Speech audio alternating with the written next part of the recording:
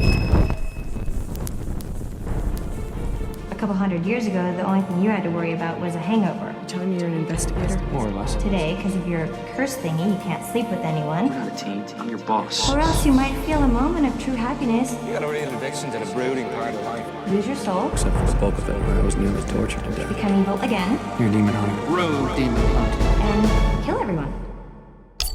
It's fucking I fantastic. love that sound. Thanks, Cornelia. I always appreciate your perspective.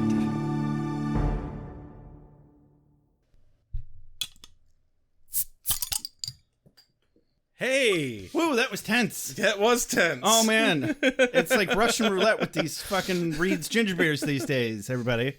We don't know when they're going to explode in our faces, and we were ready to just take it like a man if they did. So, I have a fun story about this.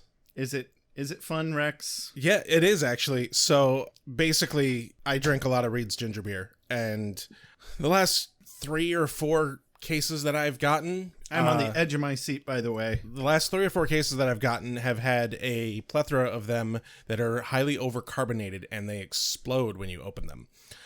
So I actually went on Facebook and messaged Reed's Ginger Beer You sick bastard. to tell them about it, and they thanked me for the input, and they wanted me to report back if I came across more cases, because it probably means that they have an issue with their distribution in this area. Those fuckers. But they got back to me within less than 24 hours, and right on. Sure. Any good company is going to have decent PR people on the Facebooks Yes. and the Instagrams und der TikToks. Okay. Yeah. I don't think that's how you say that. Yeah. Depends on what language you're speaking. Anyway, hello.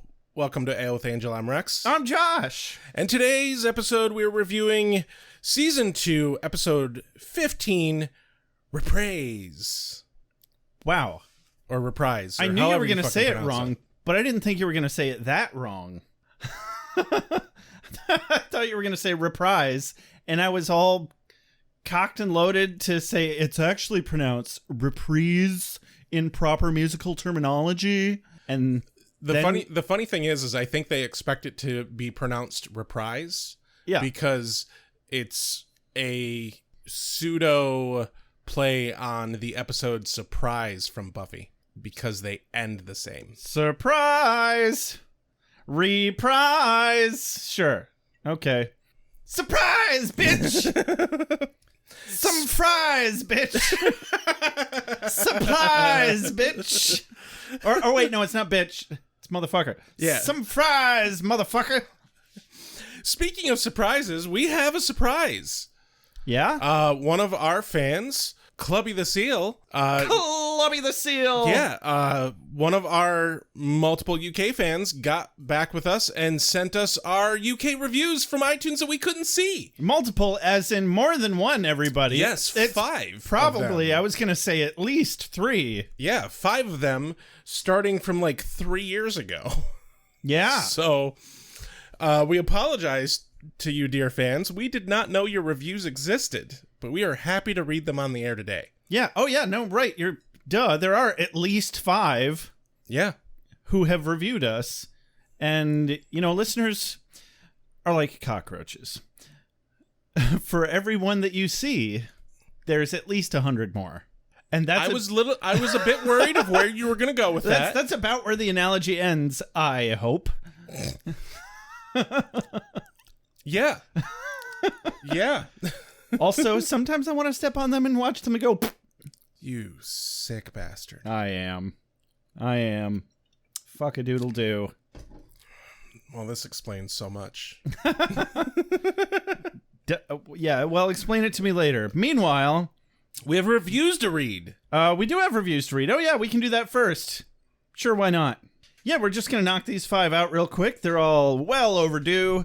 We're going to start with one titled Best Buffy Podcast by Sardug from 3 years ago.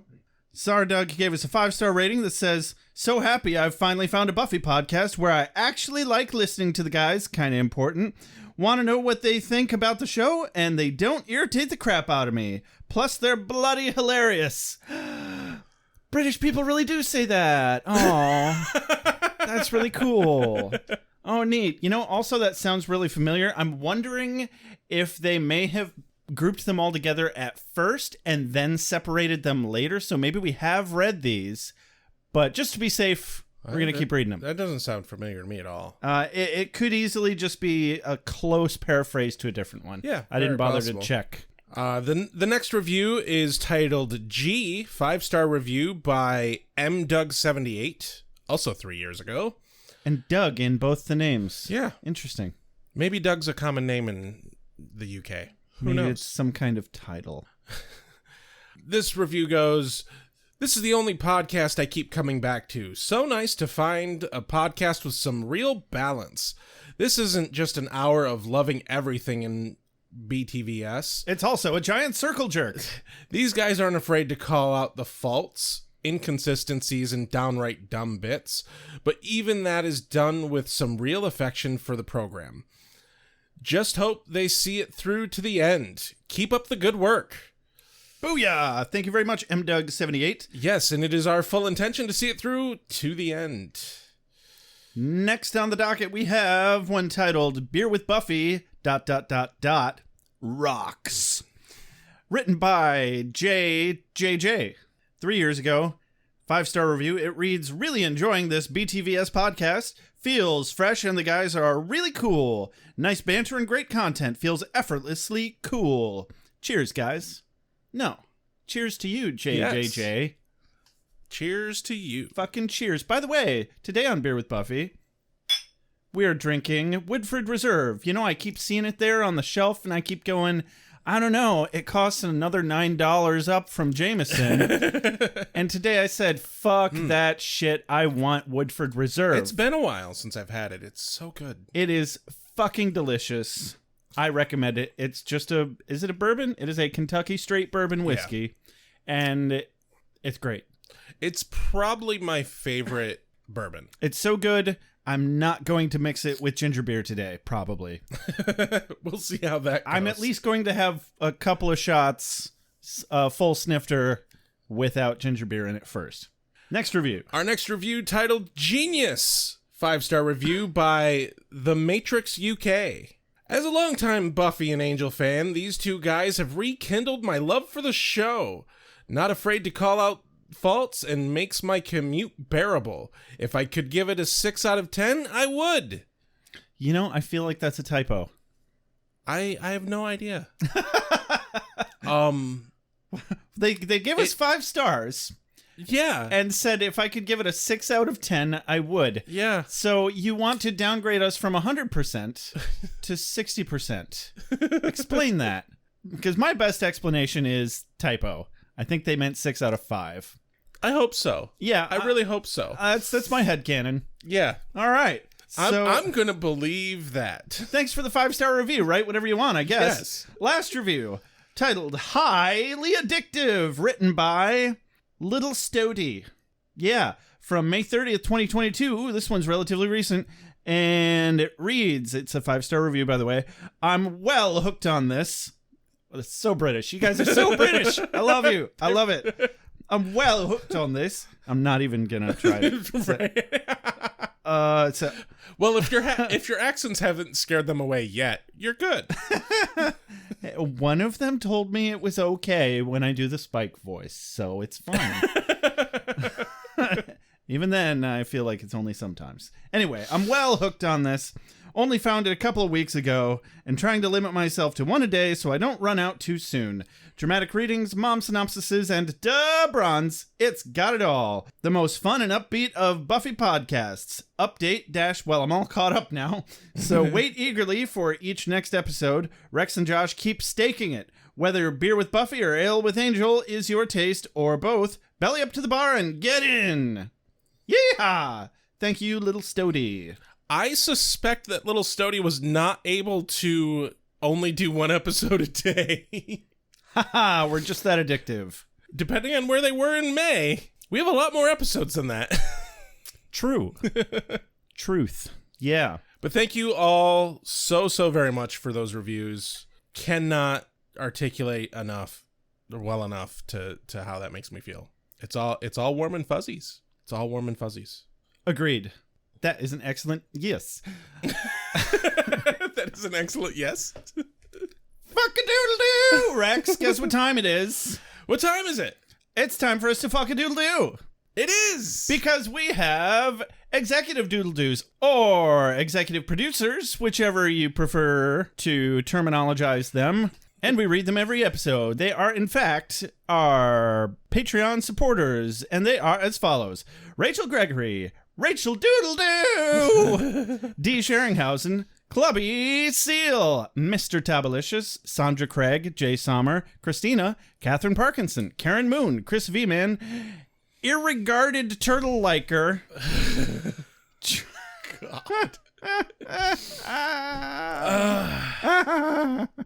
Scarlett Choi, Janella Lindauer, bad at changing their name heaps, living up to their name, Andy Burgess, K. Fronome, Father Defenestratum, Matthew and Dipper, Kelly MC, Jesse Rain, and Carrie Phillips. Thank you so very much. Without all of you, this show literally isn't possible. Goddamn right. To that, I shall drink a tiny bit of Woodford Reserve. Yes. Cheers to you as well, our dear executive producers. Fuck-a-doodle-doo. Whoa. I wasn't expecting that. I know. Yeah, gotta mash it all up. Threw me off. Excellent. Gotta keep you on your toes. So yeah, no voicemails specifically today. Do want to give a big shout out to K. Fronome. She did call in, and we might put her on the next episode, but she's informed us she's not been feeling well. She's been very ill, and she's going to be going under surgery within the next couple of weeks. Oh my. Yeah, so hopefully you're feeling better out there. This one's dedicated to you, and the next one, until you fucking get better. K. Fronome. Do it. Yeah. There's that. I think it's that time again, Josh. I think it's time for a mom synopsis.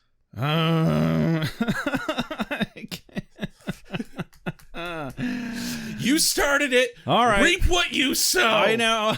I'm getting what I deserve. I'm reaping what I sow. The goddamn pen is blue. Joshua. What are you doing, Joshua? Stop quoting old Jim Carrey movies. It's very unbecoming. Yeah, thanks, Mom. Thanks. Well, I'll tell you what I'm doing. I'm chasing the dragon. Now fuck off. I don't know what that means, Joshua. It means you don't even understand my pain. You don't even know, Mom. Oh, Joshua, of course I don't. That doesn't mean I can't belittle your pain with sanctimonious oversimplified platitudes. I'm gonna win. I have to. Everything's fucking evil. Too much evil. Evil? Might as well just give in to the evil? Wait, win, Joshua. No one's fighting you, Joshua. We don't need to. You've already lost. Wait, how can I lose if you're not trying to win? Did I say that, Joshua? I meant every rose has its thorn. Every cloud has a silver lining. Ah! Everything's so much more hopeless with shitty platitudes. Ah! You should go hook back up with your little girlfriend, Joshua. She'll steal your soul again. Give me some grandchildren. It'll be nice. No, that's bad for my mental health. Stop giving me shitty relationship advice, Mom. What about me, Joshua? What about my needs? Give in to it for your old mother's sake. I've already invited her over for you. She's waiting in the other room with a nice candlelit dinner and a list full of grievances over things that were never really your emotional responsibility. This truly is hell on earth. Ah! And crazily analogous to this week's episode of Angel. Funny that, because today on Angel, the entirety of Wolfram and Hart is freaking out because their 75-year review is coming up, which is literally a demon boss who's probably going to kill most of them. Lyle is panicking, but Lindsay doesn't seem worried.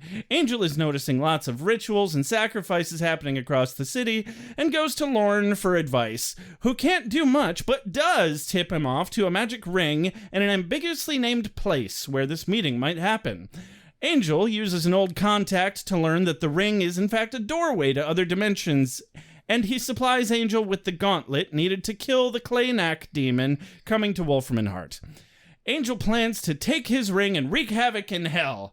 Darla, who's been being harbored by Lindsay, steals the gauntlet, but Angel crashes the party anyway and steals the gauntlet right back from Darla, kills the Claynack demon, gets the ring, and goes on an elevator trip to nowhere. I say nowhere. And as Kate reels with anger from being fired and blames Angel, Angel shirks his responsibility out of an abnormal bout of the broody and decides to have another go at it with Darla. What could possibly go wrong? The end. Yeah. Ladies, gentlemen, spiny-headed looking creatures. As soon as the sun goes down, vampire. As soon as the sun goes down, vampire. Competition is a beautiful thing. So we open on some abandoned apartment building. Man, this place, they go really heavy-handed in the creepiness factor of this place, and I love it. Oh, it's very nice. Oh, I love it. And I want to go exploring in this building, goddammit. Definitely. You know, you see an old shopping cart full of shit with a little doll on top. And my first thought is, I wonder if somebody's coming back for that.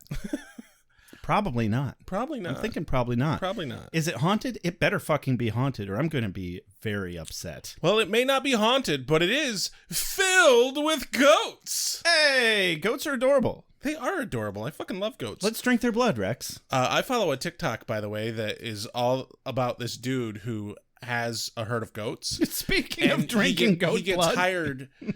He gets hired to like clear out underbrush, and he like goes to a place where there's a fuck ton of underbrush, and he just lets the goats loose. Wow. And then like a day later, all the underbrush is eaten.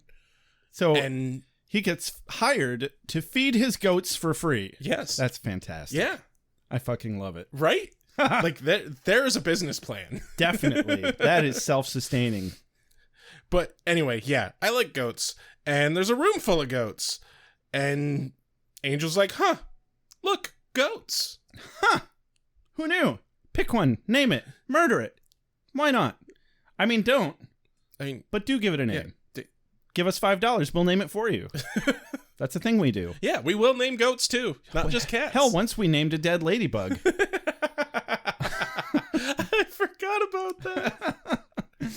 Anyway, Angel sees these two guys walking through a sacrificial ritual like they're putting together an IKEA furniture. These two dudes are reading stereo-style instructions on how to sacrifice this room full of goats, or at least one of them, I don't know, to some random god, and they seem a bit worried that if they don't do the ritual, something out there is going to get very pissed off. I have qualms here. You know, I'm qualming here. I get it. The show is fiction, and we're supposed to suspend our disbelief a certain amount. Even like, the Bible's in the nonfiction I get section. I get it. That being said, though, like, you know, I can suspend my disbelief that these guys have a bunch of goats in a room but no food. Yeah. And it's fine. And I can suspend my disbelief that they're sacrificing these goats to some dark entity. Fine. I can even suspend my disbelief that they're being paid to do so by lawyers. Yeah. Fine. But what I can't suspend my disbelief for is two guys reading the instructions.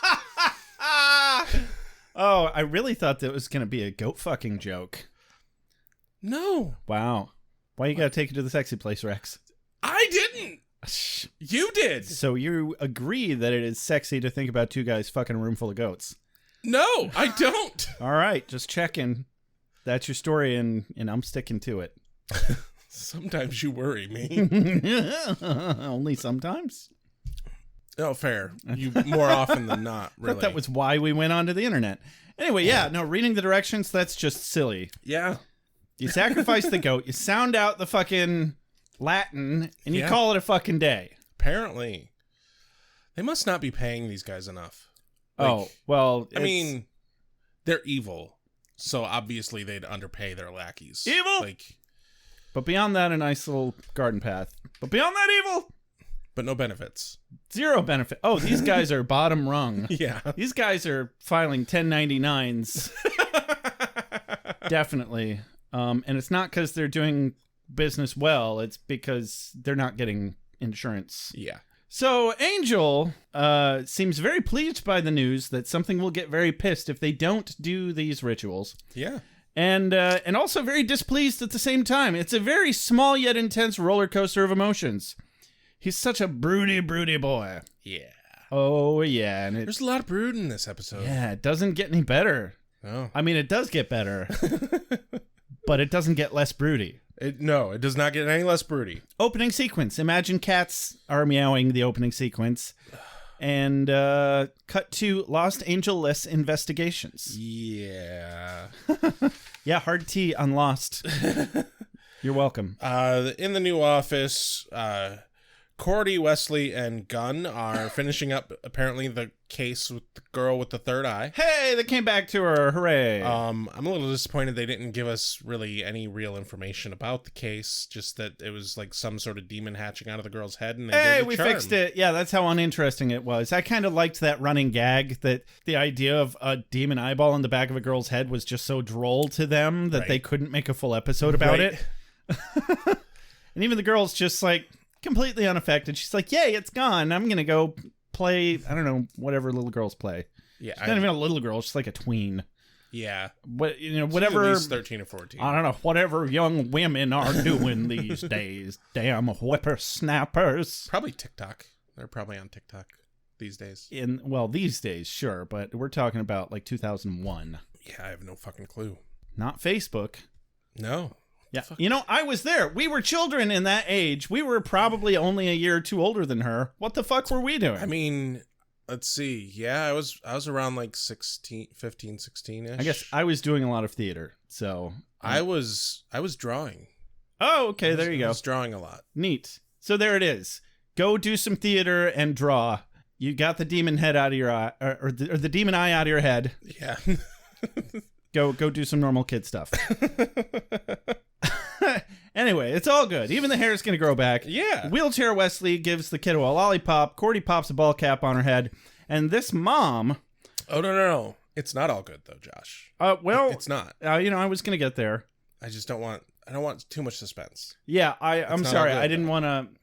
Trying to get people worked up about this lollipop. That looked like a mediocre lollipop. It did. I can get vaguely excited about a mediocre lollipop, you know? I mean, yeah.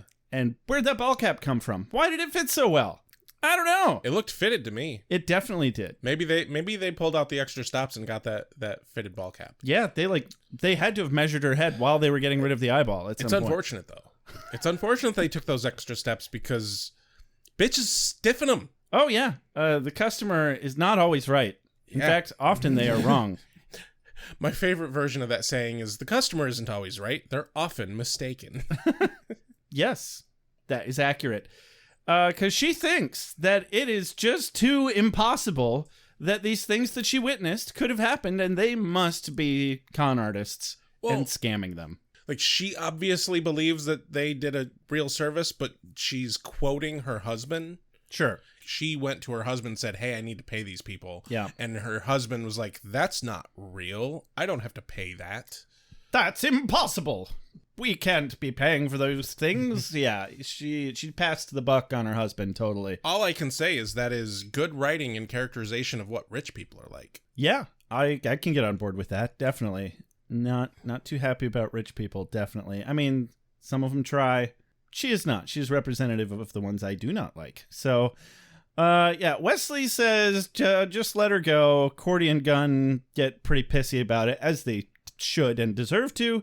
But, you know, Wesley's like, I guess his reasoning is just, it's going to be more bad for business if we break her kneecaps over it. We did some good. It'll be fine. To me, it reads a lot as, like, you know what, guys? Let's pick a different battle. Yeah. This is not the battle to fight over. Like, we're not going to win. Yeah, also, they have money. As evidenced by later in the episode, he cannot afford to get stressed out. Yeah, no shit. And so they all reluctantly agree with Wesley. Gunn runs off to check things out in the neighborhood because he thinks he'll be more useful there. And then we don't see him at all the rest of the episode. Nope. So maybe he was useful elsewhere. I had a quote of the day here. Wesley says, "Things will pick up. They're bound to." Gordy responds, "Yeah, it's L.A. The evil's probably just tied up in traffic or something." Hey-o! There's lots of traffic in L.A. That's what I heard. Somebody told me that. I've been in LA, and there is. Fuck that place. Anyways, a classic Gordy line. I don't want to share my feelings. I don't want to open up. I want to find the guy that killed Tina, and I want to look him in the eye. Then what? Then I'm going to share my feelings.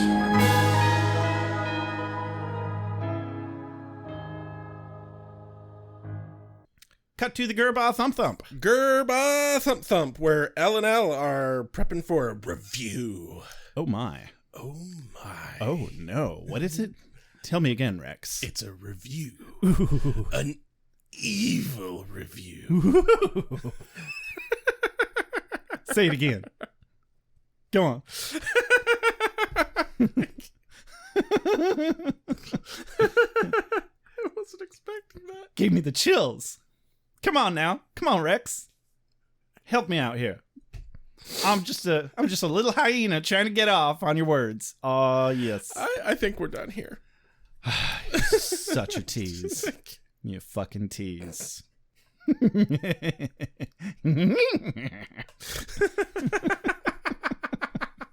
Jesus Christ. So Lila's freaking out at Lindsay over this 75-year review, which will supposedly make the Christmas Purge of 68 look like fun old times. Lindsay, kind of unaffected by all the hoo-ha and Annian. Everyone in the firm is like frantically trying to eke out every drop of evil they can. Oh, yeah. Before the review. And Lindsay's like, you know what? It is what it is.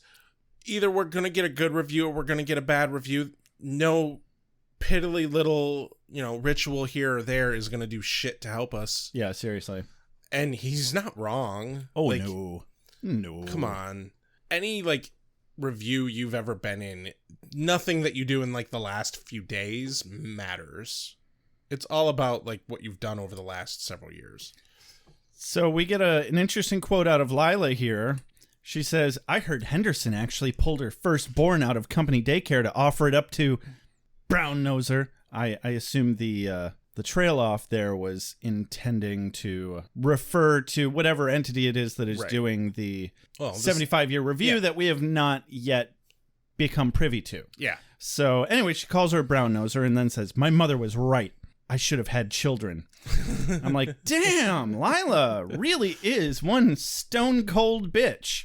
She just wished that she had had children and admitted that her mother was right about it because she wanted to be able to sacrifice it to a demon god. Yeah. That's impressive. She's evil. Evil? She walked down that nice little garden path. And she will not carry your parcels. No. Doesn't matter if you're a nice little old lady or anybody else. Fuck your parcels. Fuck your parcels. Fuck Matter your of fact, parcels. She will take your parcels and she will give them to the evil demon god. She will shit on them. She will pull up her little business miniskirt. Now, you know what? I'm not going to get any more graphic than that. Thank you. But, I mean, she will just squat right there in the middle of the road.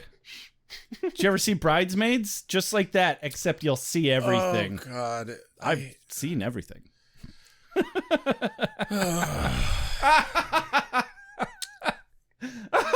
don't like that movie. I think she wears a pantsuit anyway. She doesn't wear mini skirts or pencil skirts.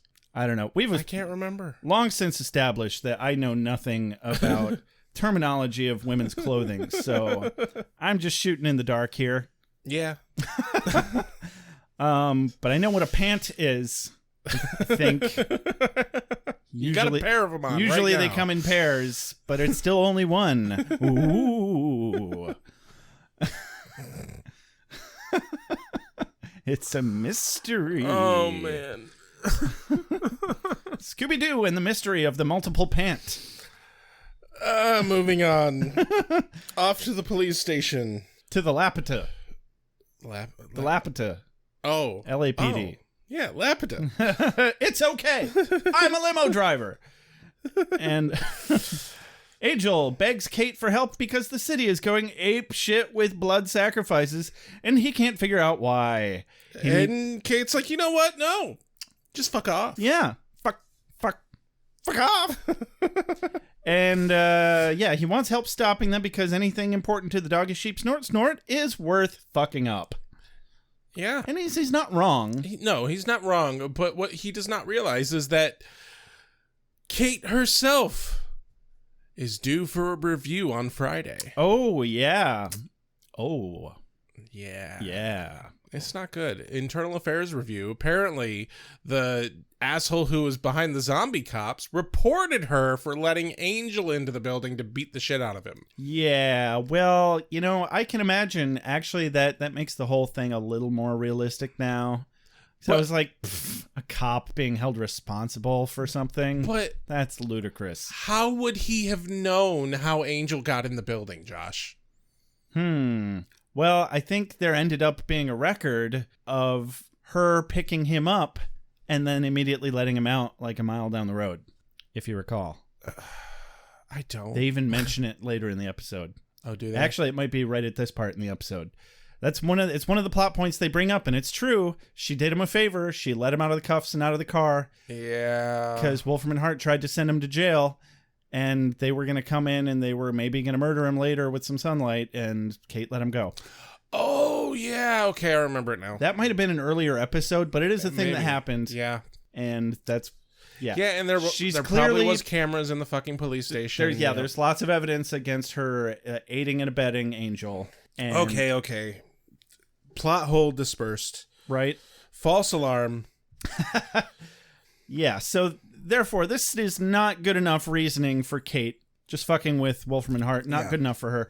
She can't do anything anyway. They've got her on desk duty since Angel fucked up a bunch of people. The police chief, like we mentioned. Yeah, and she's worried for her job because, in her eyes, without the job, what is she? And, first off, sad existence. Yeah, but I would think that she would care a little more about the truth. I would think she would go full Mulder at this point. She's not Scully, she's Mulder. But, she'd have to do it without the Force because they're not getting on board with her. Like, Mulder at least had the FBI backing him. They had never at any point were like, we need to fire you because you're too into conspiracy theories. I think her characterization here makes sense to me because at this point, she is exhausted by it all. Yeah. And so she, she's in line to probably lose her job. And so at this point, even if it is the truth that she truly cares about, that won't matter if she doesn't have her job. She can't do anything in her eyes. She can't do anything if she's not a cop. She could join Angel. I mean, I think she's misdirecting a lot of her rage at him, but it's understandable how she thinks that a lot of this is happening because of him. But I know that she's had plenty of moments where she sees that that's not true and that he really is trying to help. Right. And has helped her multiple times, but she just keeps turning on him again. It doesn't seem to matter how much he tries. Well, I think a big part of that is just because any time that she's helped Angel, it's bitter in the ass. Yeah, well, and she keeps getting pushback from a police department that she works for that either knowingly wants to cover up this shit that she's discovered, or wants to bury their head in the sand and refuses to believe it, or simply doesn't believe it because they haven't seen what she's seen and they treat her like she's crazy. So yeah, that does actually make it fairly understandable why she's super stressed out and lashing out at Angel, because it's really easy to misdirect rage like that, and I'm not blaming her for that much. A little bit, but it's understandable. Yeah, exactly. I like Kate. I've always liked Kate, and it irks me the way that they pushed her character. Yeah.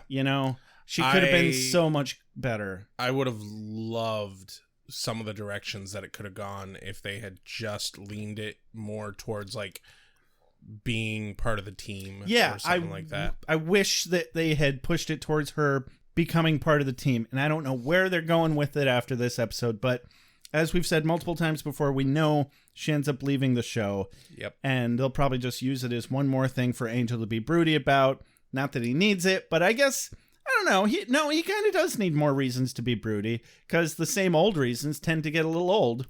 Yeah. Well, in that line, she's like, "Hey, Angel, so you need something to be broody about. I have this file full of shit to be broody about." Yeah. And this file shows that Drew and Darla were locked in with the lawyers and they had to bust out. So, think on that, buddy. Yeah, I guess I don't entirely understand why she thinks or knows that he had anything to do with that. Or I mean, she's assuming. Or why she's mad at him about it. Like, the lawyers are evil, the vampires were evil. The other problem here is that, like, if she loses her job, what's it fucking matter what that folder says? Well, kind of, yeah. I guess, I don't know. This is a good representation of somebody struggling with their core morality that is very under attack. She's having to reevaluate things, and I know how confusing that can be. I have all the sympathy in the world for her. It's still difficult, and a lot of times makes me go, God damn it, why can't you see the full truth? Well, she doesn't have the full truth. Yeah. And Angel isn't always very forthcoming. He's not the greatest friend, especially right now. Oh God, yeah. He's really not. You might say that he's a shitty fucking person. One might, in fact, but he's also going through his own torrential bout of shit. Yeah. But yeah, we'll get to that. So eventually, because it takes forever for this fucking show to get there. Yeah. There's nothing so lovely as dreams. Everything's in them. Everything hidden. Open those chambers and you can truly understand someone. And control them. Yeah, cut to Lindsay's apartment. He comes home to find Darla on his couch. Darla? Darla? Darla? Darla? Darla! Darla? Darla. Oh, okay. Yeah. It's been a little bit. Oh, you didn't... I didn't recognize her. All right. She has makeup on and prosthetics. She had a blanket up. She looked a little sickly. Yeah. Yeah, Darla. Yeah, okay. Come on.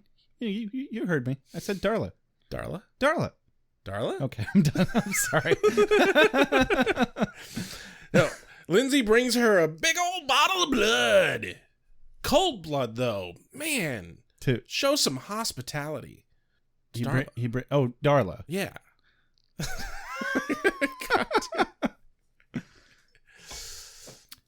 Yeah. Bottle of blood? Is that what you said? Yeah. A cold bottle of blood, though. Well, it's the only way to keep it fresh, I mean, Rex. sure, at least it's human, but show a sense of hospitality, for fuck's sake. I guess there is another way to keep it fresh. Well, yeah. Bring the person. In a human body. Yeah. At the very least, though, put it in a fucking nice mug with a straw and microwave it. And handcuff her in the bathtub. Yeah. Definitely. So that she can watch Passions. Exactly. That's how that works. And call Spike. Yes. We'll get Spike in on this. It'll be fine. So they establish that Lindsay saved Darla from the sewer after Angel set her and Drusilla on fire. Darla seems to think that Drusilla is gone forever. Well, she's right. Lindsay thinks she'll be back, though. Darla thinks everyone has abandoned her. And Lindsay reassures her that he'll never abandon her. Blah. I'm in love with you, Darla, even though you're a vampire now. Whatever, okay. And we get a little bit more of the inconsistency of character here because, like, Lindsay is like, oh, I need to go take a shower. Darla's like, but you're never dirty. And he's like, I'm always dirty. I always feel dirty. He's a broody boy, too. And, like, okay, if he feels gross and dirty from working there, stop it. It's probably hard to get out of. It's like joining a gang. I know, but they'll like, fucking kill you before they let you go. He made the decision to stay. He could have tried to get out before. Well, and then he fucked it up. It's no wonder he's not worried about the review.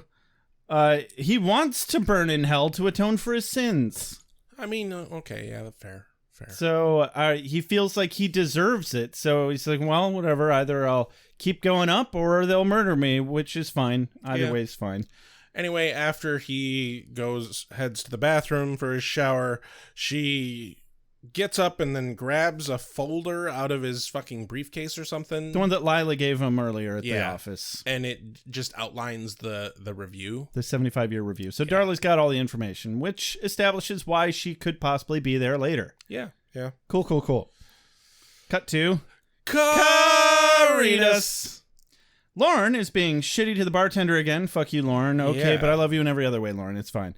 It's a little different from him because he owns the place, so he's not being shitty to the bartender as a customer. Yeah, I don't like shitty bosses though either. Yeah, but like especially because as we established last time, he was shitty to the bartender. It was kind of his own fucking fault. Like stock it better, right?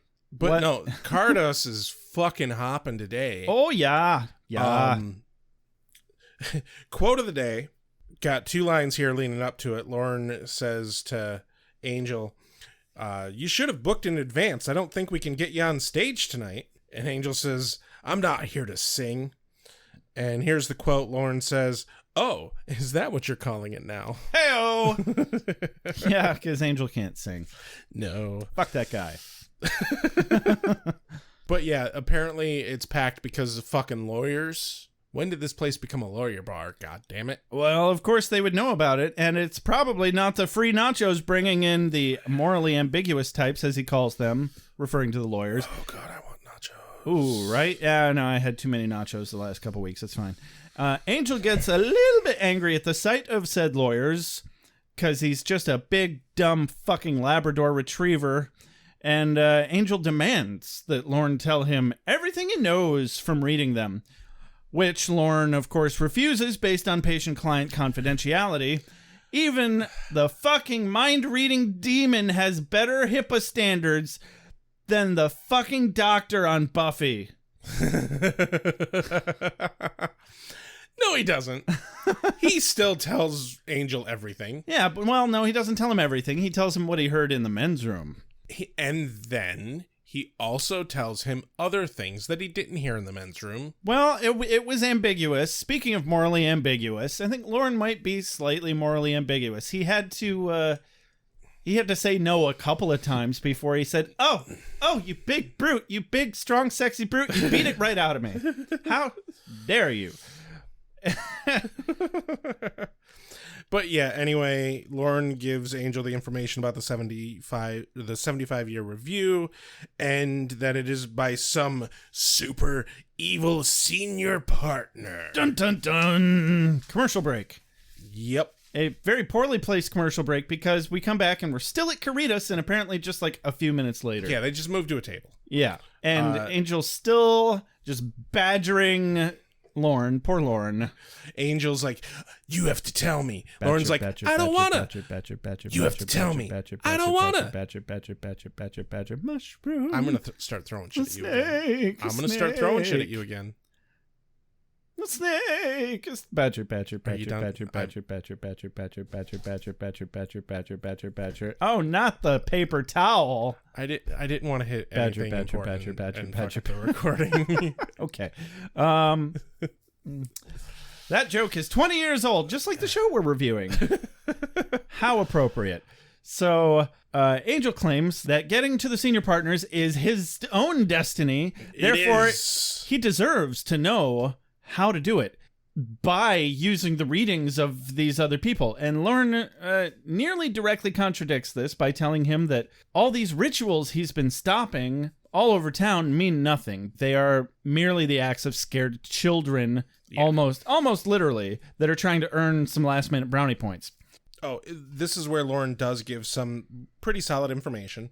He says that the senior partner can be killed because he will be in this reality. And there's apparently a stipulation that that's part of this reality. If a demon can manifest here, they can be killed. Pretty much, yeah. Which, I think if I were a demon, I would avoid the mortal coil. Like, why would you come here if you can die here? Well, living in fear is no way to live at all. You know, sometimes you gotta gotta live it up a little. You gotta take a risk sometime. I mean, you're a big, scary, evil demon god. Yeah. Of course, he thinks he's immortal anyway.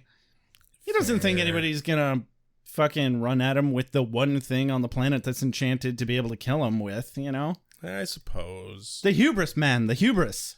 He is evil. Evil demons are known for hubris. Yep.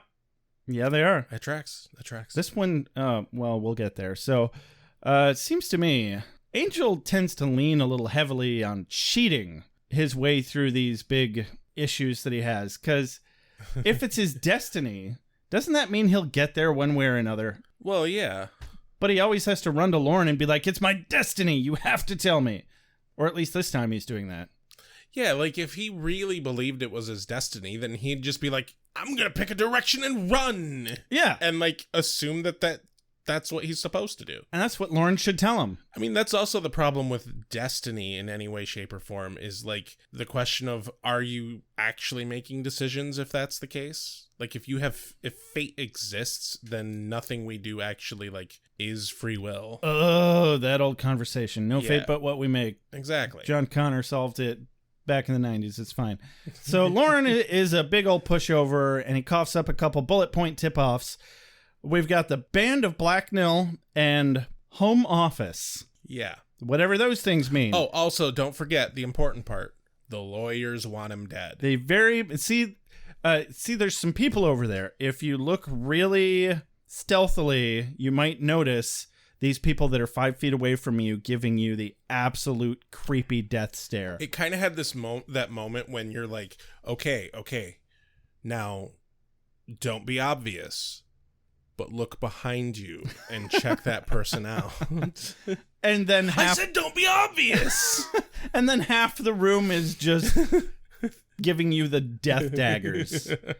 Ooh, man. Good thing you were stealthy. I don't think they noticed you. Yeah. It was kind of John Wick-ish. A little bit. Yeah.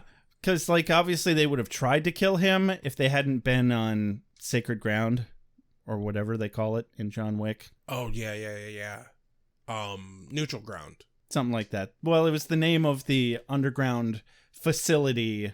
Yeah, fuck. God, it's been a little bit since I've seen him. Okay. You know what we're talking about. This isn't a John Wick podcast. Yeah, go watch John Wick. It's a cool show. It's fucking awesome. And it stars our Lord and Savior, Keanu Reeves. Yes. Reeves be with you, Josh. Keanu Speed. Whoa. Judging by your uncomfortableness, I would say you're either about to ask me out on a date or you need a favor. Well, see, the thing about detectives is they have resumes and business licenses and last names. Pop stars and popes, those are the one-name guys. Cut to Lost Angel full investigations. It's just full of Angel because Angel bursts into his own namesake business front where he is ironically not particularly welcome. No. Before that, we go to the hotel. Because we go to the hotel and he is trying to research, but all the books are gone. Oh, I guess I didn't notice that. Yeah. I must have been thinking about something else. It happens. Probably chicken. It's a mostly nothing scene, but, it points out that, like, he tries to research, but he can't because all the books are gone. And then he busts into the new offices. Okay. And then he's like, I need these books. And Cordy's like, no, you don't. You can't have these books. I'm reading them. Honestly, they probably would have heard him out if he wasn't such a big fucking nutsack about it. Right. He just struts right in, scrambles through the bookshelf, and Cordelia stands up to him really well, by the way. Wesley, again, plays the peacekeeper role and tells her to just let him take the book and just let him go. And Angel borderline threatens Cordelia. Yeah. He says, don't make me move you.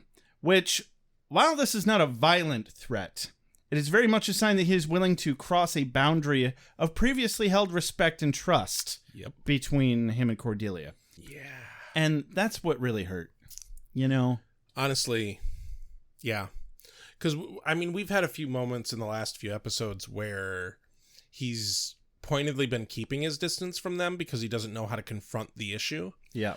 But this is really the first time that he has any actual confrontation with them. And obviously, he wouldn't have done it if he didn't have to. But he also could have been way less of a dick about it. Why's he gotta be such a big dick? I don't know, though. Big dick boy? There are obviously other answers of where he can look this shit up because he does so later. Right? So, like, he didn't have to go this route. Well, and I think what they're trying to establish, correct me if I'm wrong, but I think we're going to find out real soon, is that they're showing that he's unable to find other sources that are reliable, and he keeps tapping them out. People keep getting hurt, or they're bad sources of information. Merle, for instance. Obviously, we're about to meet Denver again. I'm not going to go too far into that because we'll get there. Anyway, that's what they're doing, is they're setting this up to be, I need to go crawling back to Wes and Cordy and Gunn. Yeah. Because obviously he needs them. We've known it for several episodes. Anyway, so he leaves. When Wesley lets him take the book, he actually like stands up and yells, and it apparently tears his stitches. Yeah, which, ow. Yeah, he does stand up, doesn't he? Yeah. I guess I didn't really notice that. But Cordelia's going on about some spiel about Angel needing to get laid, but he can't because of the curse, but at least then they could kill him if he lost his soul. All the while Wesley is feebly protesting from his wheelchair because, like he said, he started to bleed profusely from his bullet wound stitches. Yep. What's funny about that, if there's anything funny about it, this is what I find funny. I had entirely forgotten about him getting shot in the previous episode. And up to this point, I honestly thought he was just wheeling around in the chair as a whimsical and not particularly sensitive joke. I thought that they had so few chairs, but they happened to have a wheelchair that he was just wheeling around for fun. And you're taking my word for things about Buffy the Vampire Slayer, everybody. This is your co-host of Beer with Buffy and Ale with Angel. Coming at you. Don't worry. They expect me to be right about things and you to be funny. Sure. Let's go with that. I'm just saying that seems to be what people expect. And, if you say so. Sometimes I'm wrong and sometimes you're not funny. Like right now, you were just wrong. Yeah. Yeah. And I was funny. Ha!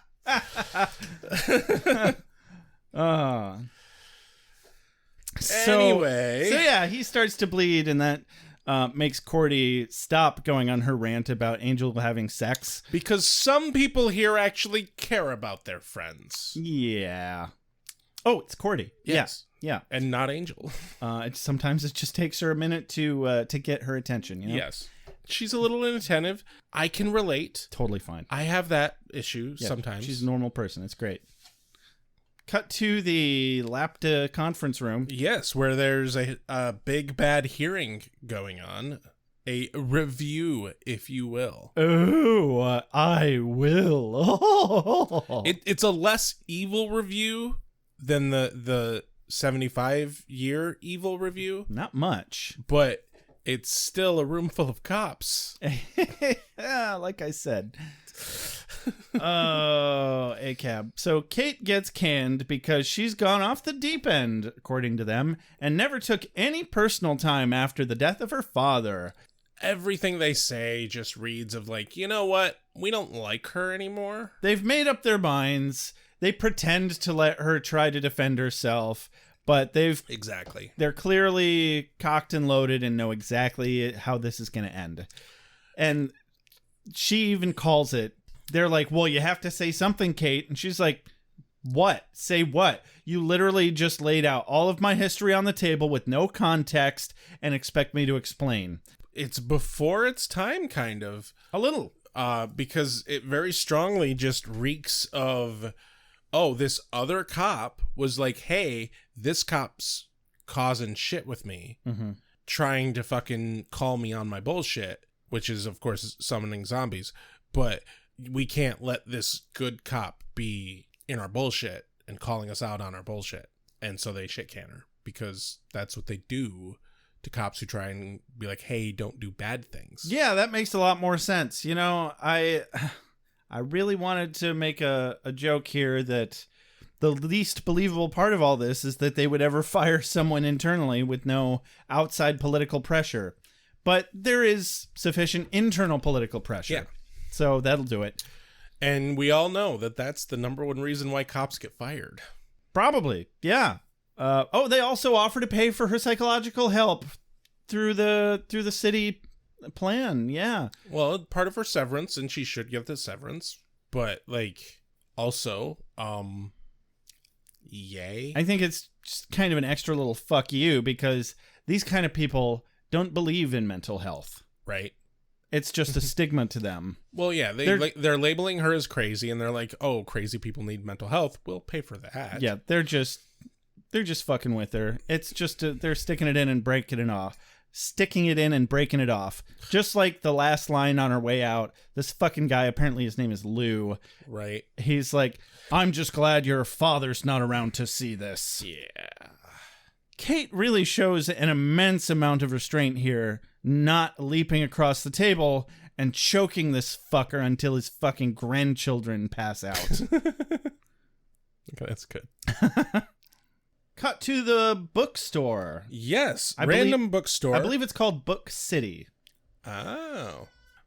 Book City, where we see Denver again. We first met Denver in 1920s. He was a beatnik. No, it's the 50s. I thought it was the 20s. I'm pretty sure it was the 20s. 52. Looking at the wiki. Oh. He'd be so old, he'd be fucking fair. super geriatric in the year 2000. No, you're right. Yeah. Because he was... I wonder why it said... He was approximately 30 in 1952, and now he's plus 50. Now he's in his 80s. He still looks too young. Yeah. For that. So we first met Denver in the 1950s in the episode about the hotel. Yep. It was titled Are You Now or Have You Ever Been? If you want to go back and check it out. Yes. He returns there to get more information, and apparently this dude just has all the information. He is a good resource. Yeah. He should have been going to this guy all along. Well, should have hired this guy. This guy should be a watcher, but it's like, and he has to know about the Watchers Council. Right. But, well, he was also, in the 50s, he was a beatnik. Yeah. So, like, he probably is not all about that authoritarian bullshit. That's true. But yeah, he knows all about what's going on. He knows that he doesn't know what the home office is. Okay, yeah. But he does know. He has a good idea. Right. He does know that the senior partner is a Klenak demon, and he also knows that it has this ring, which is the ring of Blacknell, and that allows him to jump dimensions. Correct. And he recognizes Angel immediately. Yep. And is like, "Oh my God, I haven't seen you in 50 years, but you changed my life. You're the vampire who wanted to help humans." And Angel, of course, immediately shits all over that as much as possible. Like, well, I left them all to die, so...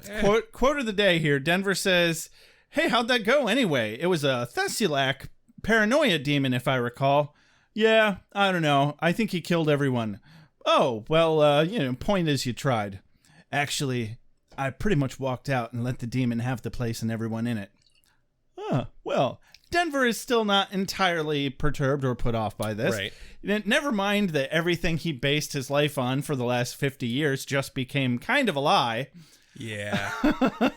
I want to know more about this dude's story. Yeah. Like what super interesting. What did he start doing differently? Obviously not much, because he's still running the bookstore. Yeah. 50 years later. Well, they probably also changed like what books he bought, how he traded them, how he dealt with information. Definitely seemed to make him less jaded. Yeah. He realized that there are gray areas to demons. Yeah. Maybe he got to know some other fucking demons and shit, and perhaps. Yeah. Yeah. They definitely could have fleshed out his character more. Instead of killing him only moments later. Yeah. But, I mean, I don't know if that's what happens, but hey, anything's possible, right? So Denver, with little prodding, offers up the info that the Band of Blacknell is a ring that is often used by entities to manifest as Klenak demons and move freely between dimensions. which sounds like...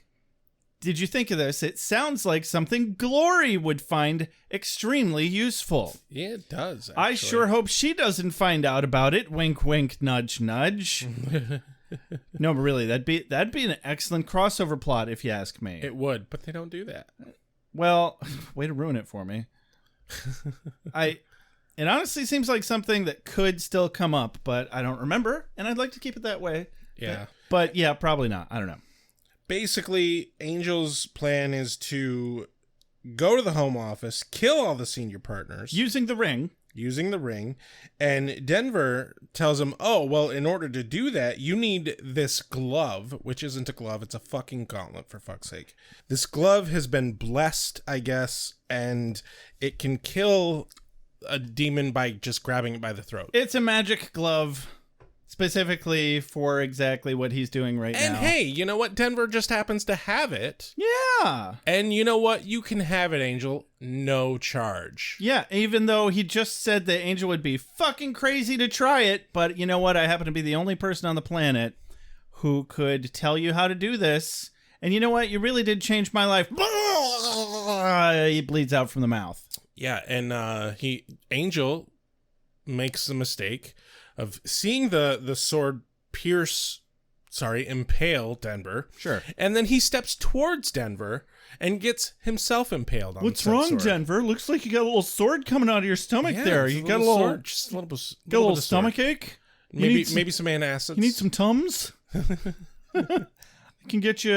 You need an Advil? How about a Band-Aid? You got a little blood there. A little bit of blood. A little bit. It's, honestly, I wish you wouldn't wear your blood like that. It's kind of tempting me a little too much.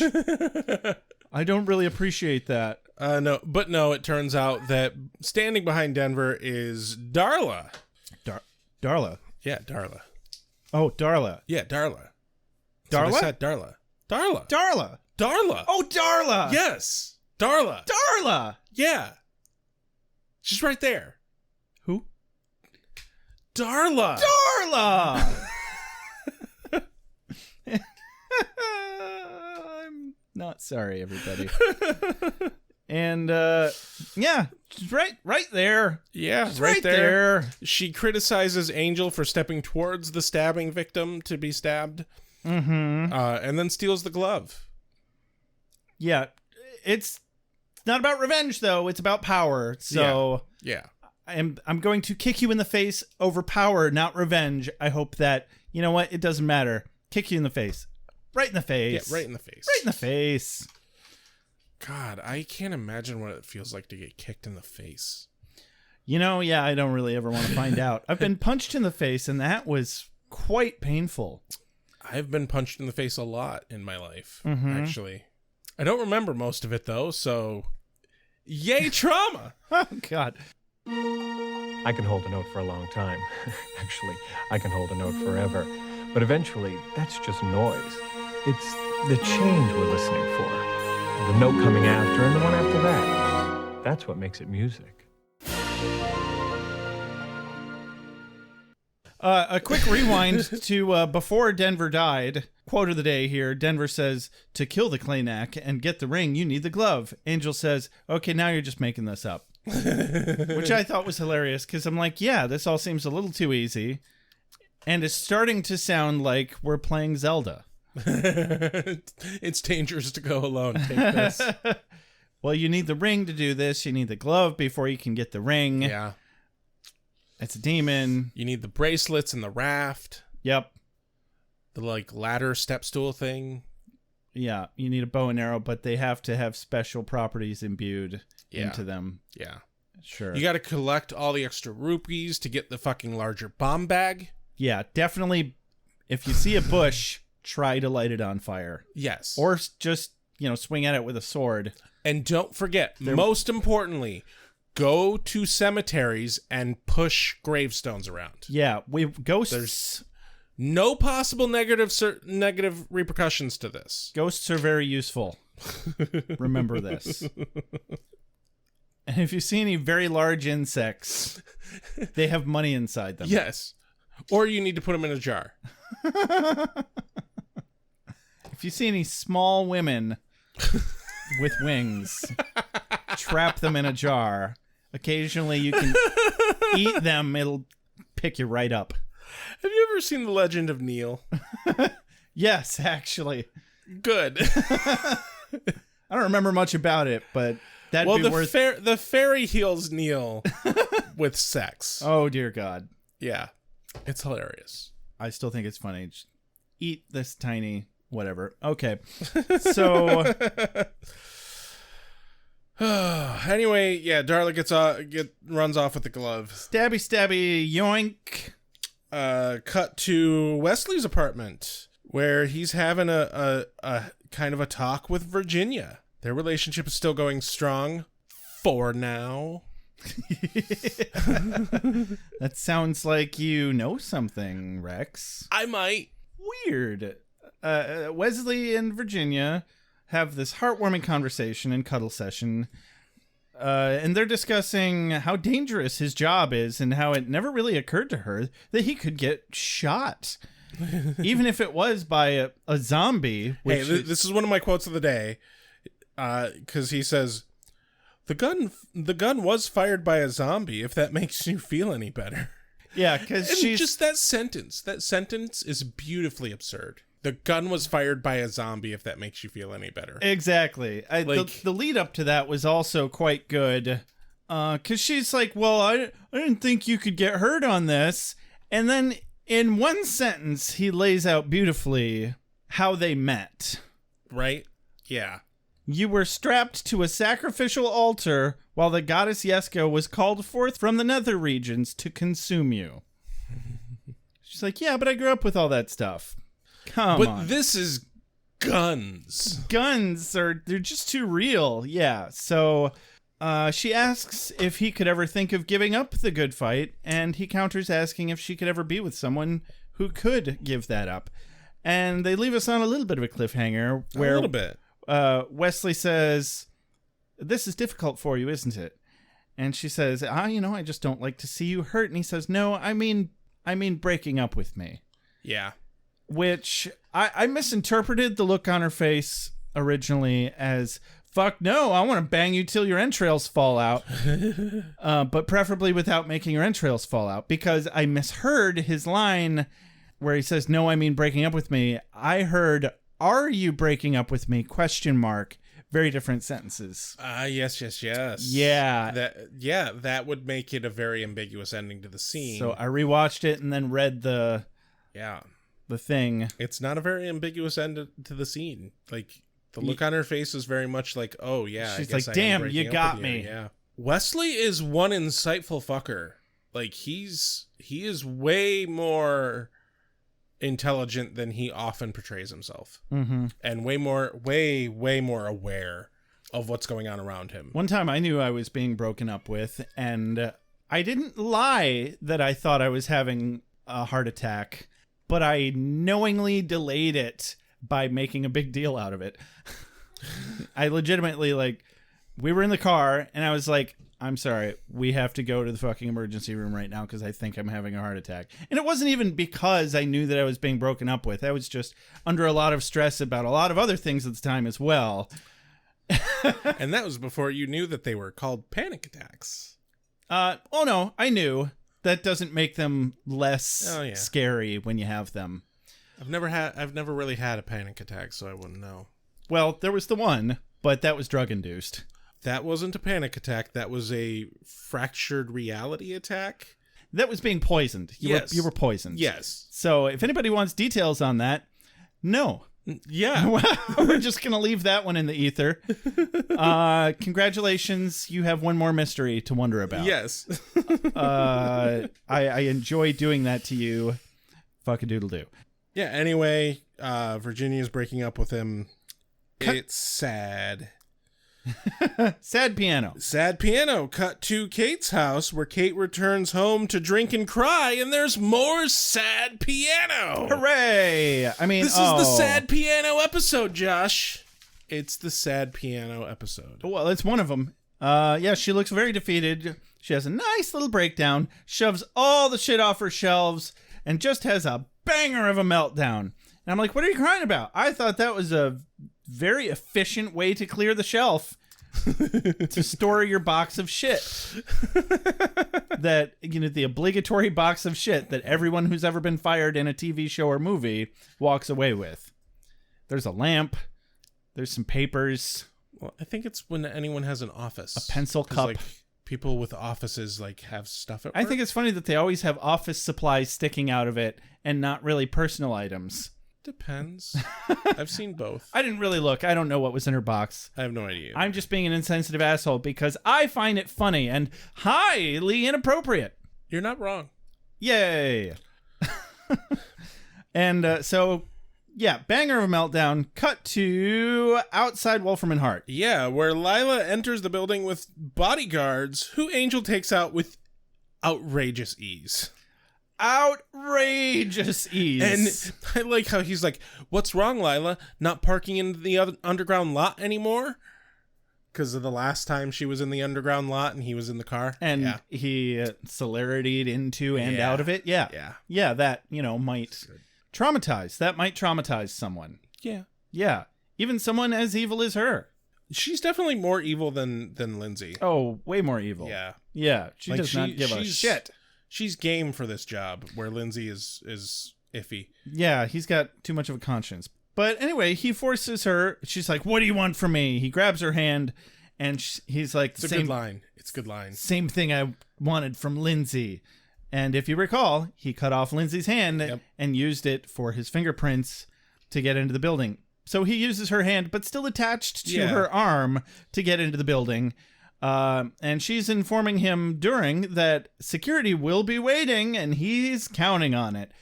And then she notices him wince in pain at his abdominal injury, if you recall, the sword. Way to show your fucking cards, man. You're better than this, Angel. I know, right? Yeah, you remember the bloody impalement stick. Yeah. The one, the bloody impalement stick. When Darla pulled it out. That is now what swords are called. The bloody impalement sticks. Yeah, if you remember. Bloody impalement stick fighting. If you recall, it made a sexy squelching noise. It did. And he made gleeful moaning noises. I don't know that I would classify those as gleeful. As she pulled it out, he went, oh. He loves his pain. He loves it. I mean, he probably does, though, because it makes him something to be sad about. And therefore, more broody. He's probably just filled with macaroni, now that I think of it. If I were a vampire and I could eat real food, I would just constantly be shoveling macaroni into my mouth. I don't think they poop. He would just be filled with macaroni. And so when you stab him, I do greatly enjoy mac and cheese, but I don't know that I enjoy mac and cheese to that degree. Well, we'll see. When you become a vampire, we'll see. Because it is inevitable. Yep. Yeah, I will eventually become a vampire. Whichever one of us becomes a vampire first, we're going to turn the other into a vampire. Right, because why the fuck would we want to face eternity alone? That'd be lame. That'd be boring. First thing I'm going to do, I'm going to make us a big old fucking pot of macaroni and cheese. Straight up Kraft. I don't know how I feel about this. Well, start liking it, bro. Believe it or not. I don't. Believe it or not, I prefer the Meyer store brand to Kraft mac and cheese. Oh, ditto. Yeah, well, I used to. It's not that good anymore. They changed it. Oh, did they? Yeah. I haven't had it in a while because generally if I make mac and cheese, I make it from scratch. Right. Because that's how I try to cook most things now.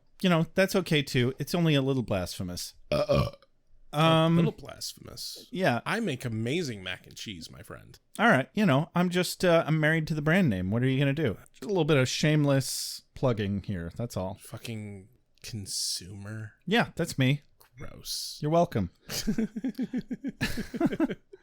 That's okay. When we're vampires, we'll take over the corporations. Oh, who do you think's running them now? Yeah, right? Well, demons, not really. Yeah, I mean, Wolfram and Hart is headed by demons. Exactly. So, there's still a place in this world for traditional research. Even a solitary soldier such as myself recognizes that a free exchange of intelligence benefits the common struggle.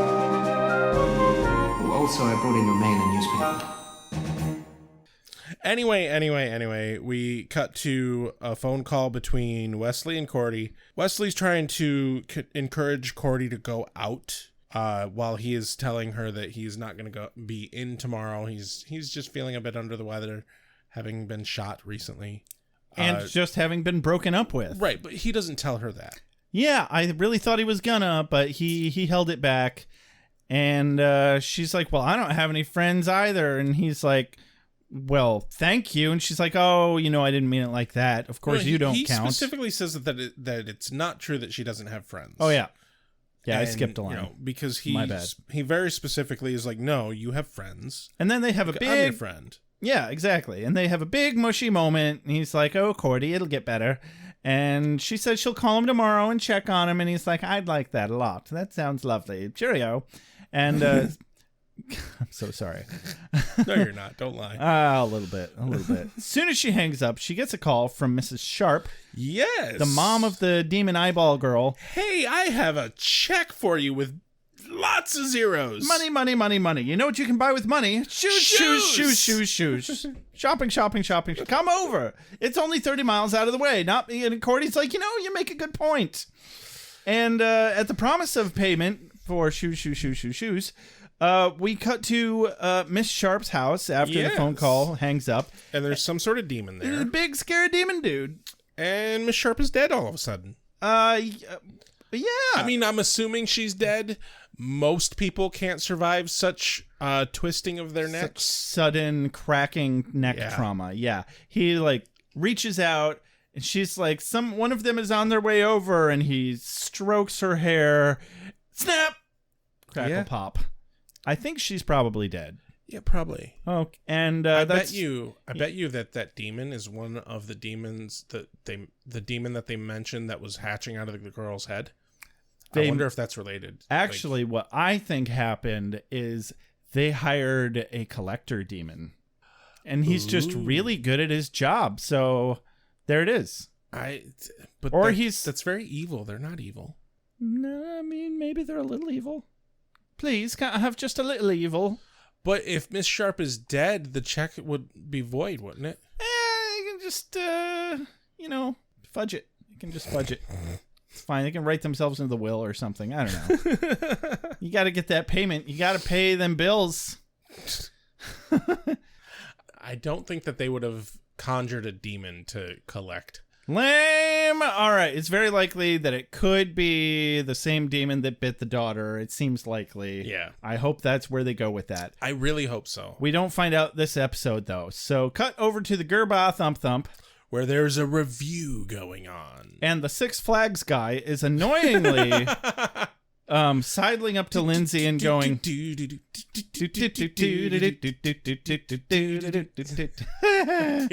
That fucking guy. Yeah, you know the one. He's in this episode, and he's... Well, you might not know the one. You might be too young to know the one. We're old, though. Google it. So he tells Lindsay that his co-partner isn't there yet. Tisk, tisk, tisk. Like it's Lindsay's fucking fault. Exactly.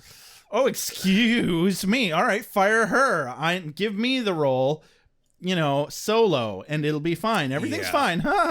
Also, since when the fuck does management care about being on time, except as a way to control low-level workers? Other management, they can be as late as they fucking want. Or they can go golf for a month at a time. It's fine. I mean, there's also this whole fucking part where it's like, Lindsay and Lila are middle management. Yeah. Like, isn't the job of upper management to protect and coddle middle management? Probably. I mean, that's in my experiences, that's what middle management does. As long as they have an angry phone call every other day, it's fine. Yeah. This doesn't really track to me, but whatever, let's take it at face value. Yeah. And so... Again, apparently, that's the least realistic thing in this room exactly. right now. So... Lawyers summoning a demon for a 75-year review, way more believable than that sounds about right. Yeah. That sounds about right. But fucking management being late at a party. It's right. Well, it's not really a party, I guess. It is the review. It's a meeting. I don't know. I think I saw snacks in the corner. Well, of course they would have snacks. They're very overfunded. Anyway, someone tells Six Flags guy that a vampire has entered the floor. And, oh, look, there's a vampire there suddenly. Yeah, in all of his infinite upper management wisdom, he barks at this lackey to fucking handle it. And I'm like, whoa, that's good management. Genius. That's why they pay you the big bucks, you fucking child. Hey, don't give an order that isn't already going to be followed. That's what I say. Okay. It's a bad joke. Maybe that's fine. Gotcha. All right. So Angel and Lila just stroll up all hostage situation into the middle of this crowded room with their crack team of security on the job. Yep. Oh, we want to talk crack team here. Lila elbows Angel in the gut where he's been impaled. Uh-huh. And then gets away from him. And then Angel literally just jumps back and then like steps around a fucking column and he's just gone and nobody chases after him. Lindsay like rushes over there, but he can't find him because he's stepped around a fucking column. Well, he's got celerity, Rex. But he didn't use it. Yeah, there wasn't anything dramatic enough for him to use it on. He just stepped around a fucking column and nobody's looking for him. And once he's out of sight, these NPCs, they're just like, yeah, must have been the wind. I shit you not. It's exactly like in Skyrim when your fucking sneak is high enough. You just fucking crouch and it's like, oh, he's gone. Let me guess. Someone stole your sweet roll. That's why Angel's so broody. Someone stole his sweet roll. Yeah. Yeah. I would be sad too. And then he took an arrow to the knee. Yeah. Yeah. Oh, God. He used to be an adventurer like us. And then he took an arrow to the knee. It's too fucking bad, man. Arrow to the knee. He'll do it every time. So, yeah, Lindsay of all people has to yell and point at them for anyone to notice that Lila is under duress by the most recognizable vampire in the entire fucking city, let alone in that particular fucking building. It's almost like Angel didn't walk into Wolfram and Hart at all. Yeah. It's more like he walked into the Plot Hole Emporium. Oh, I was hoping this would show up. Welcome, Rex, to the Plot Hole Emporium. Do you feel like your plots are getting flimsy and poorly laid out? Do you keep getting slapped in the face with a big floppy halibut? You're not alone. Let us support your flimsy plots by bracing them with some limp character motivation and floppy world building. Need your main characters to sweat a bit? Why not have his ex-girlfriend keep showing up for an entire season just to sabotage his every move, but still be completely predictable? There's nothing misogynist about it at all. We promise. But wait, there's more. How about the giant evil corporation that thwarts his every move still can't keep him out of the building? We call it stormtrooping. Nothing makes your hero look like more of a hero than fighting some fish in a barrel that couldn't catch a cold if it sneezed on them. So come on down to buy one plot at full price and get 2 more holes at 50% off of equal or lesser value. But do I really want one plot with 2 holes? Yes! Why wouldn't you? That'd be silly otherwise. You big dumb galoot. Don't make me slap you with a fish again. I think that was my favorite part. Ah, thank you. With the halibut. Specifically. Yes. Where were we at? Lila elbows Angel's sore spot. He runs off. Yeah. He looks around the room. He sees a woman from behind, realizes it's Darla. There's no real indication as to why he realizes it's Darla. He just knows. Oh, he can smell her from across the state. I mean, also probably that. Rips a wig off of this random brunette. I find it funny that security knew when he showed up on the floor, but not when she did. Right. She's also a vampire. And also not allowed to be there. Yeah. It's not like she was an exception. Yeah. They're scared of her now because she kind of murdered a lot of them. Yeah, a whole bunch. Quite a lot. Yeah.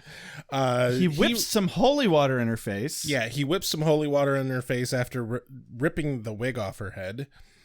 They fight over the gauntlet because it's not a glove. Correct.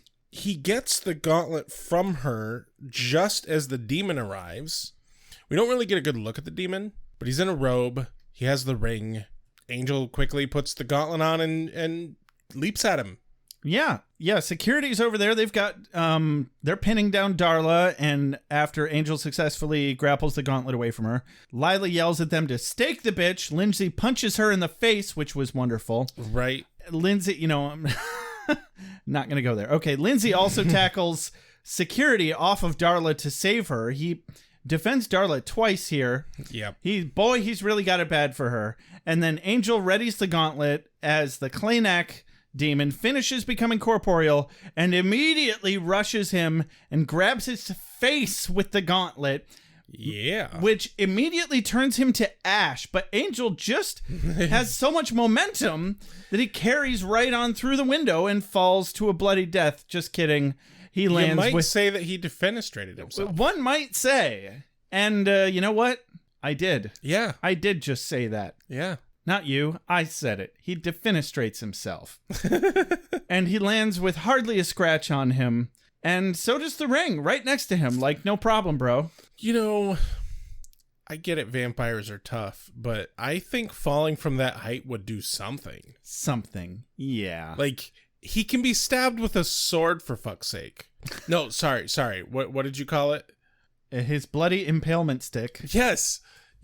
If he can get stabbed with a bloody impalement stick, then falling from such a height would do some damage. One might suspect. Yeah, but it doesn't. And the ring lands right next to him. And he's like, "Ooh, look, I found this ring." And he puts it on, and I was kind of like, I knew it wouldn't happen, but I thought it would have been cool if he like turned invisible like it was Sauron's ring. Oh, right. Like, that would have been cool. I thought it was funny that there was a homeless guy with a big old cart right in the shot, just witnessed this guy fall out of a whatever story window that was. Dude lives in LA. He's seen it. He's like, well, just another night in LA. Just another Friday night. I'm with Wolfram and Hart. Everybody should have a lawyer like this. Mr. Winters shall never be convicted of any crime. Ever. Should you continue to harass our client, you'll be forced to bring him into the light of day. I want that stricken from the record. A place I'm told that's not all that healthy for you.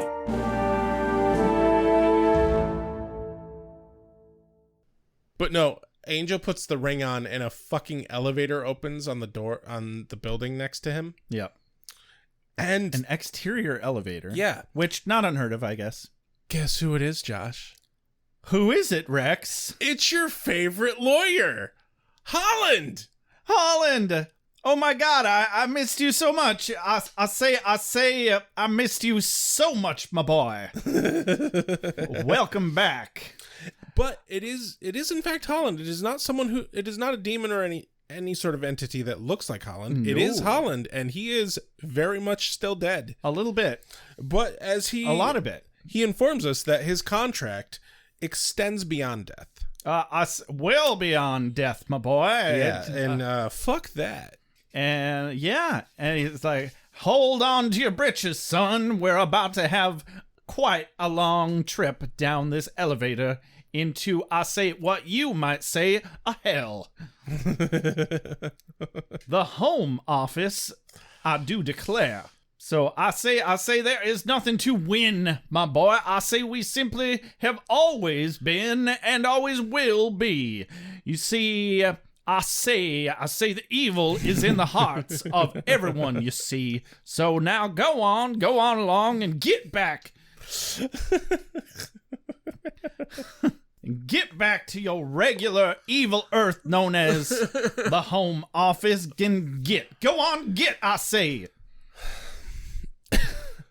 And okay, I get the point that Holland is making here, and that is that there isn't a home office because evil is in the heart of all men, and without that is why they exist. Wolfram and Hart will always be around because evil will always exist within man.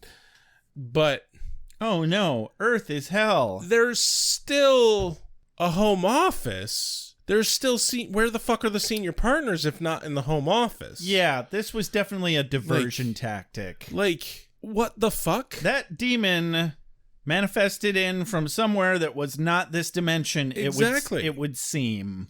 Like, also that elevator, didn't seem like part of the original infrastructure. No. Maybe it was. Also problematic. But also, like, why? Why take the elevator ride if the elevator's going nowhere? To give them, a little privacy and time to have that conversation. I guess. Talking like a chicken. Because fuck-a-doodle-doo, Rex. But yeah, the whole end of it is basically what's more evil than reality? Hell. Sad piano. Number 2. Wop, wop, wop, wop, wop. That's not a piano. It's more of a trumpet or a trombone. Trombone. Yeah, I think that's trombone. It can be either. Maybe. They use the plunger thingy to make it do the wop sound effect. Yeah, you're but right. Trombone, you're going to get more of a think that's called a slidey. mute. Yeah, it is. Yeah, congratulations. How do I know that? I shouldn't know that. I find it upsetting either way. It is. Definitely. It's upsetting to me. But Holland does give Angel one thing. He gives him the gift of the broody. Yeah. Oh boy, like he didn't have enough. Right? No, we get what I will call from here on out the sad piano montage. Because Angel's all sad and broody, and Wesley is all sad and broody, and Cordy isn't really all that sad and broody, but she's getting ready to leave to go get money. So, like, she's happy. She's gonna be sad and broody when she gets there. Yeah, because the money isn't real. But yeah, and the dead person and the demon definitely will be. And then Kate is being all sad and broody. Very. Yeah. Yeah, she's dangerously sad and broody. She's taking some pills, and it looks like she might be taking more than she should be. Yeah. So Angel returns home to the hotel to hear Kate leaving a message on his machine. Which he has not changed the message. It still says Angel Investigations, still Cordy. And she's explaining how Angel is the reason why everything sucks. Definitely still blaming him for a lot of things. Yeah, so she's got some shit to work through. She's in the act of committing suicide. It seems that way. Yeah. I mean, definitely drinking a bottle of vodka while taking any kind of prescription drugs is a bad idea all by itself. I mean, yeah, but the wiki actually confirmed it. Oh, okay. That is exactly what she is doing. Cool. All right. Yeah. That's a sarcastic cool. Yeah, just it's not a good... Okay. And then fucking Angel turns the machine off. Yep. Fuck you, Angel. Pretty shitty. Fuck you, Angel. He goes up to his room, and Darla pops up behind him in his room. He drops the ring. He's like, "You looking for this?" Drops it right next to him. It's bait. She goes for it. He grabs her, roughs her up a bit.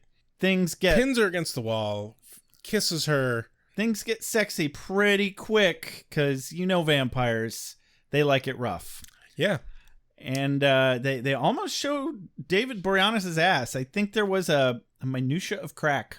We got some plumber's crack. I didn't catch that. I think there was. Then they bang. Yeah, definitely bang. Yeah, violently bang. Because nothing really matters. Anyone can see. Nothing really matters. 5 minutes later... Thunder crash, boom bang. Angel wakes up, clutches at his chest. Oh no! And it's a mirror of the scene in Surprise when he got his soul back, or when he lost his soul. I've got heartburn because he hasn't lost his soul at all, because sex isn't what makes him happy. It was a hate bang, if anything. That's my theory. It was definitely a hate bang. It was definitely angry sex. Gur fucking arg. Is this for me? I must be ready. I need my strength. Give me more! Night, I shall walk in the earth. Hold on. You've got something in your eye. So how'd you feel about this episode, Josh? Well, I mean, so you don't think he really lost his soul, do you? No. I don't think he lost his soul at all. Otherwise, I wouldn't have ruined it before the Gurard. No, I don't think he lost his soul. Okay. Because they've played the Angelus thing to death. Yeah. And it was obviously just a weak little, maybe not a weak little setup, but it was definitely some foreshadowing when, like, it wasn't a fucking coincidence that Cordelia in the beginning of the episode was like, he should get laid, but then he'd turn into Angelus, and we can't have that. They just needed one quick little reference to it to suggest that that might be what happens if this happens. Yeah. And then they gave us a little cliffhanger, but they're not fooling me at all. Nope. Fuck off.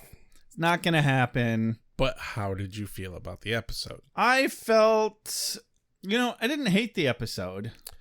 Yeah. I didn't feel particularly moved by the episode. Not even a bit. There wasn't really any moment in this episode where I'm like, I'm glad I'm watching this. I think somebody told us that apparently this episode and next episode are held in high regard by critics and Angel fans alike. And so... okay. I'm trying to I could see what they see in it. I could see all of this being built up to a payoff.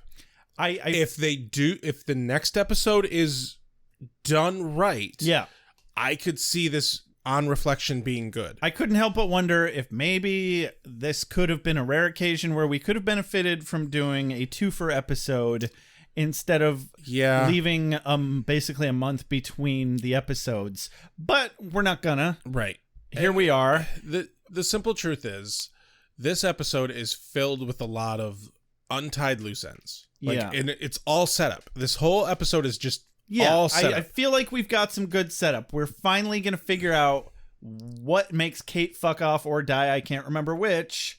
Kate is up in the air. No idea what's going on with Kate. Yep. The status of Lindsay and Lila at Wolfram and Hart, all up in the air. Coming to a head there, definitely. No idea what's going on with the plot of Cordy and all that shit. Wesley's all mopey and sad, and everything's up in the air with what's going on with him. Yes, shit's about to explode. Who the fuck knows where Gunn went off to, and now the cliffhanger of, like, oh god, is Angelus back? Yeah, I really hope they're setting up a Gunn. That is definitely a fucking red herring with, oh god, is Angelus coming back? No, there's not. No way. There's but no way. I really hope I don't remember if he does, but I don't think he does, and I would be actually legitimately angry if we have to put up with that shit. I remember hearing a spoiler. It doesn't happen. Okay, good. It absolutely does not happen. I'm actually happy about that. And it's because he's not in love with Darla. Right. And as we've talked about, she's going to get shitty because she's pure happiness. She's like, oh, you lost your soul to Buffy, but not me? Yeah, deal with it. Buffy had a soul. You don't. Like, maybe he could have lost his soul for her if she hadn't become a vampire again. Right, when she was human. He was well on track for that. Yeah. Or if she had gotten her soul back as a vampire even, maybe then. And in fact, you know what? That'd be a great couple situation. I would ship that. Darla with a soul as a vampire, and Angel with a soul as a vampire. Oh, that would be interesting. Yeah. That would be interesting. Or anyway, it'd be boring as shit. Who knows? The simple truth is, I would be so fucking annoyed if they went the route of Angelus from here, because like I'm so tired of Angel's bad and Angel doesn't need anybody and Angel's a loner. And I know, it's but fucking old at this I point. have a lot of hope for next episode, but I don't know how to feel about this episode as a standalone because it feels like we're only halfway through the episode. I agree. So I think that's all I can do is say I feel like we are about to move on to a new era of Angel, which I know we've been saying for like this entire half of a season. Yeah. But I think it's actually happening now. Something new is happening. Yeah. All I hope is that Darla fucks off. I'm tired of Darla. I'm done with this plot point and storyline. It's not that there's anything wrong with the character Darla. I love the actress. Oh, yeah.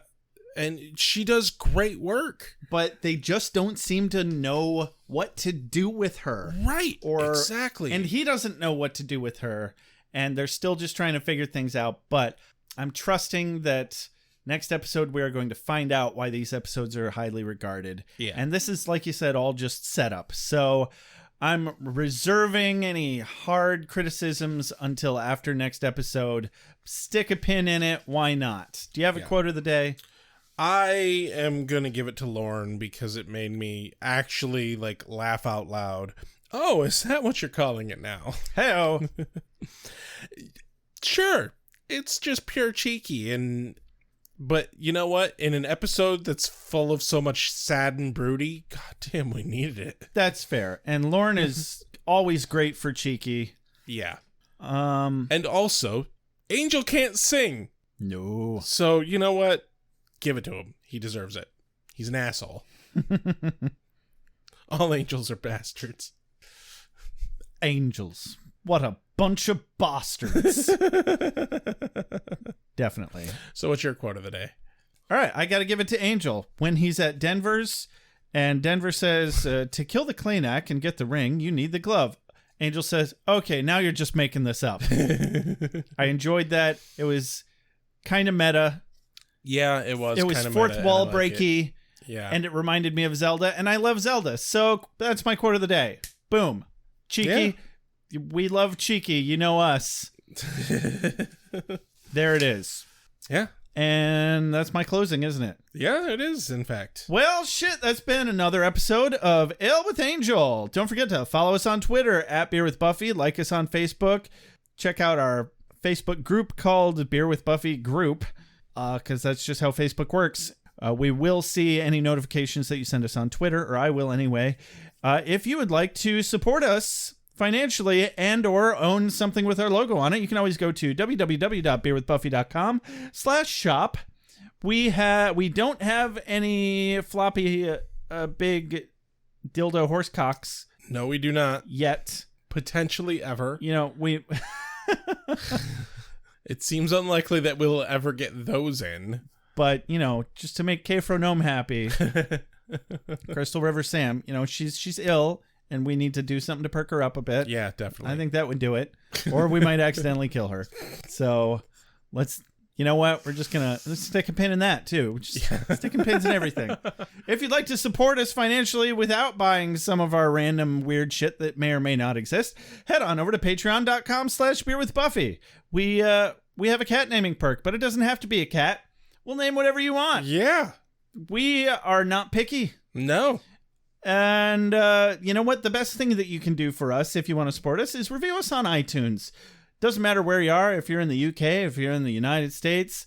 But I mean, if you are in a non-US country, you probably need to let us know. Yeah. Because I guess they're starting to break that shit up and we can't see it from here. Yeah. Even with a VPN. If you review us on anything, let us know. And then we'll give you a free sticker. Yep. Provided that we can mail it to your country. Yes. We will try our damnedest to get you a free sticker. And you can always email us with any questions, comments, or concerns at beerwithbuffy@gmail.com. You can leave us a voicemail or a text at 269-743-0783. Big shout out to JJ Treadway for all of our opening, closing, and transitional music. This has been Ale with Angel. I'm Josh. And I'm Rex. Have a good night. No, you have a good night. I say, boy. I make allowances for your years, but I expect a certain amount of responsibility, and instead of which you enslave yourself to this cult. You don't like the color?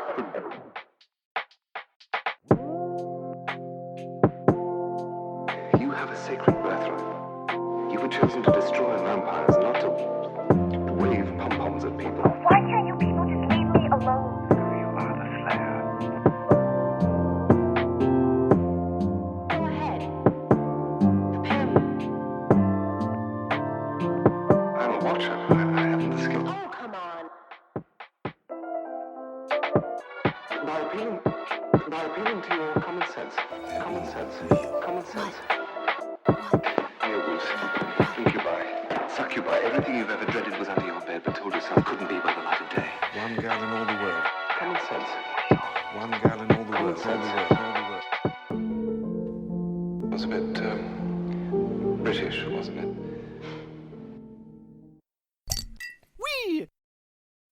Wait, what have we done? Why are we watching this?